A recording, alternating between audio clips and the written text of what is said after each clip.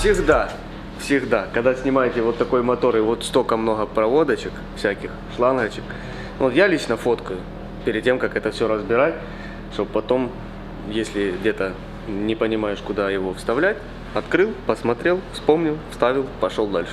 Но это мое мнение, а так вообще я никогда на простых моторах не фоткаю, бо я их на память знаю уже, но тут нет.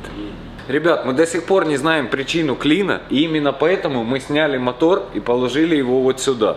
Ну тут не только для того, чтобы вот с клином разобраться, нужно снять мотор, а вот для того, чтобы банально поменять вот впускные коллектора, добраться к стартеру, мотор нужно положить на пол. Мы уже вооружились плоской отверткой и будем разбирать его, для того, чтобы долезть к нашему коленвалу.